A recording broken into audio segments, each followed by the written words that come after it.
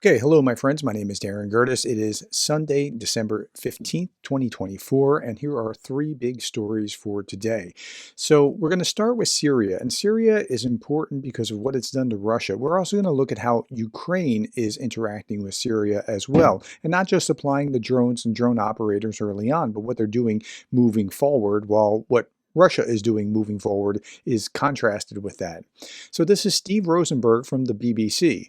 He says a week after Assad's fall, Russian state TV flagship news show talks about the Syrian tragedy. Nothing about Assad in Moscow. Now that's a little odd because you would think that they would at least mention that he's in Moscow.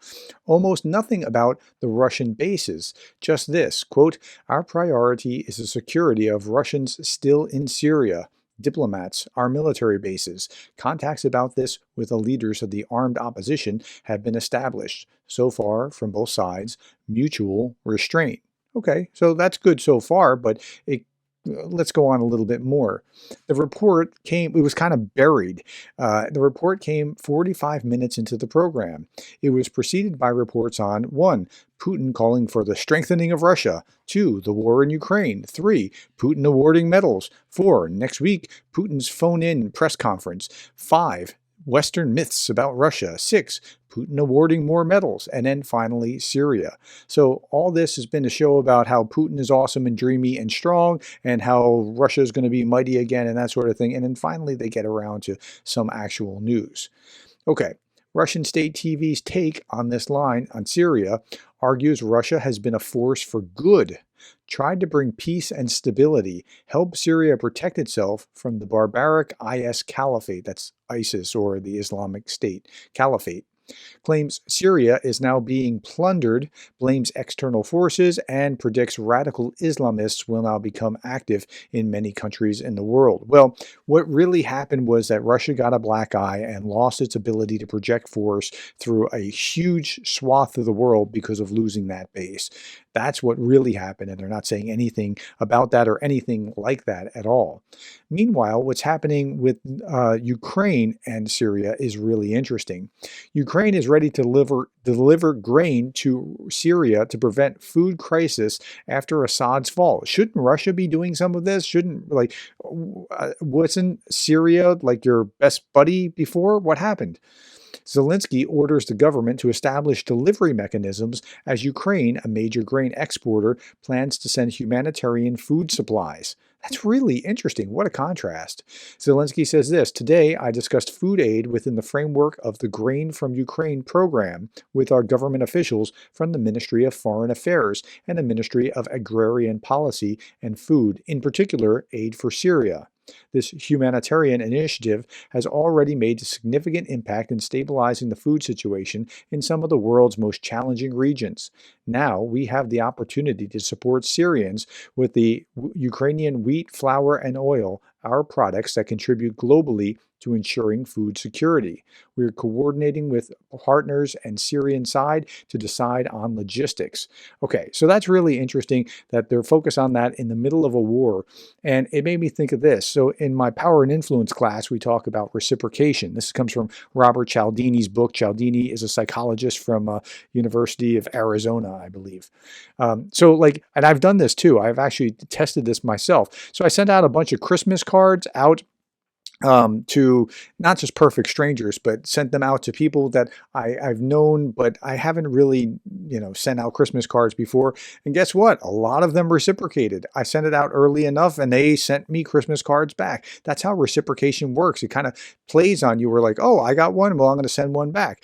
The year that, I had a birthday party for my daughter and we had a bunch of her friends over. Guess what? She got a bunch of invites for those birthday parties that subsequent year going on. And so it goes back and forth.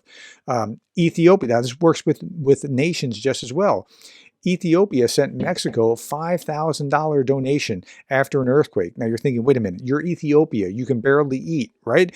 Yeah, they can, but they remembered when Mexico sent them aid after they had a natural disaster. Same thing with Hurricane Katrina. Why was the Netherlands determined to help after Hurricane Katrina? The Netherlands, right? Because back in the 1950s, the Netherlands had a disaster where levees broke and they were flooded out. And it was the U.S. Army Corps of engineers located in Louisiana that was sending the logistical aid, and they didn't forget that. So in 2005, they were repaying that debt. And the same thing works on a personal level, right? So there was an example in the book of a car in a ditch, and an employee comes by and tows this woman out of the ditch that she ran into. And then later on, having nothing to do with this employee is getting in trouble, and she is standing up for him because, hey, he's a good guy. I want to vouch for him. It had nothing to do with the trouble that he had at work, but that's the way. See, this is all the way that reciprocation works.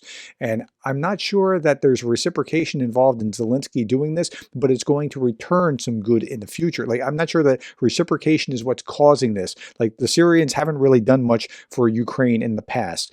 In fact, they've sent fighters to fight for Russia. But this is starting a virtuous cycle going the right direction. And it's a great thing to see. Okay. I'm going to get out of teacher mode here and get back to what I'm doing here with this about Ukraine. Scott Ritter, man, I don't know how he can be this wrong and still be heard and a respected source. Israel shattered in Hezbollah war, Netanyahu and IDF collapsing on all fronts. Well, this was 1 month ago, November 15th, 2024, with 273,000 views. But that's not exactly how the story went. In fact, it went exactly the opposite direction. So, yeah, I just found it really interesting to see. Okay, Biden and Schultz. Biden had opportunity after opportunity after opportunity to support Ukraine and really devastate Russia, but he wouldn't do it because he was afraid of escalation. I get it. And Jake Sullivan is really as responsible for this as anyone else. And I think Biden has a inclination away from escalating, and Sullivan just confirmed it.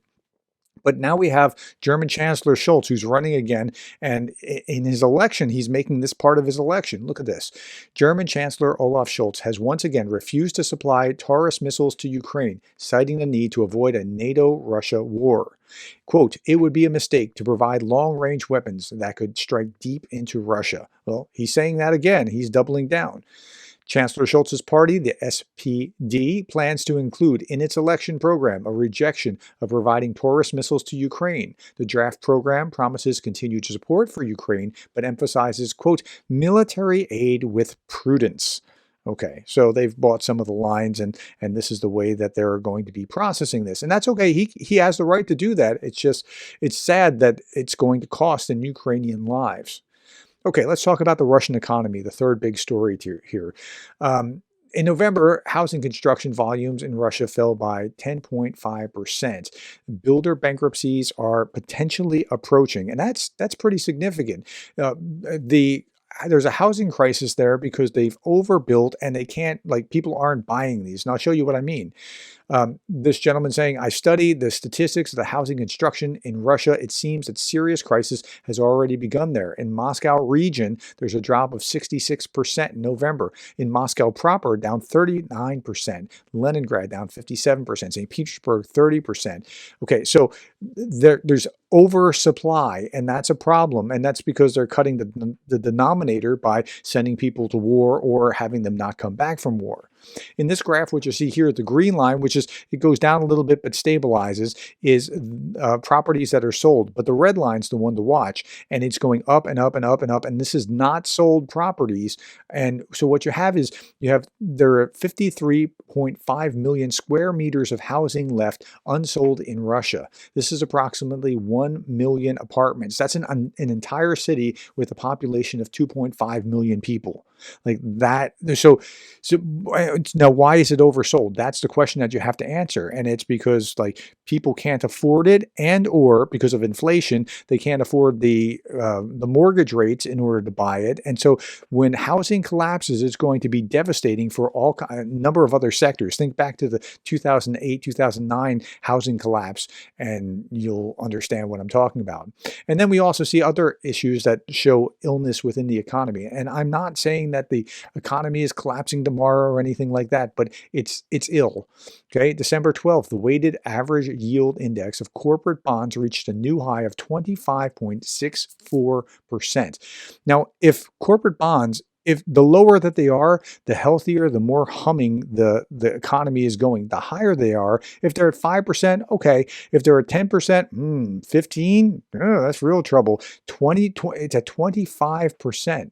Okay, I just looked it up. Average corporate bond rate, just popped it into Google. In the United States, it's 5.16%.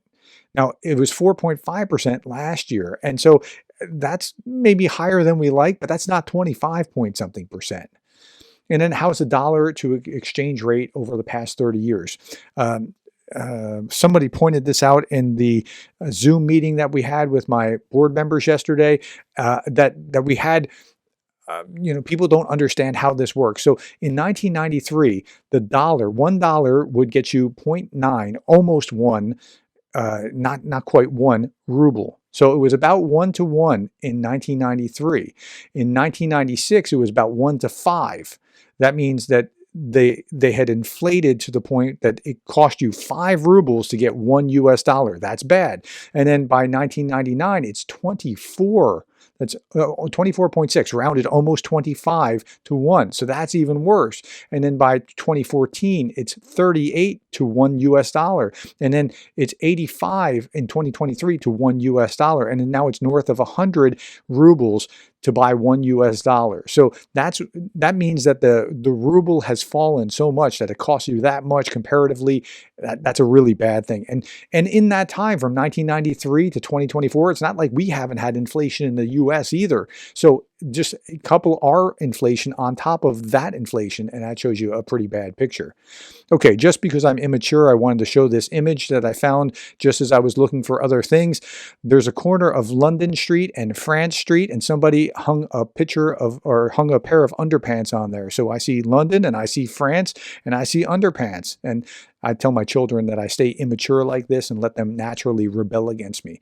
Finally, I see this last image. Canadian drones were spotted flying in formation south of Canadian border somewhere over New Jersey. Or it's just geese, but I think there's something psychological to this thing with the drones. I think that once people thought that there were drones over these things, they started seeing them everywhere. But I think there's also the possibility that something else is going on. So we can't discount it. We have to take it seriously and look and see if there is something or if it is just some kind of panic about it. But yeah, people are seeing drones where there's not drones, but that doesn't mean that there aren't actual drones being used. And we don't know who's flying them, and we have to get to that. All right, my friends, that's all that I have today. Thank you for your time. Thank you for the likes, the shares, and the subscribes. And thank you for being the kind of person that cares about Ukraine.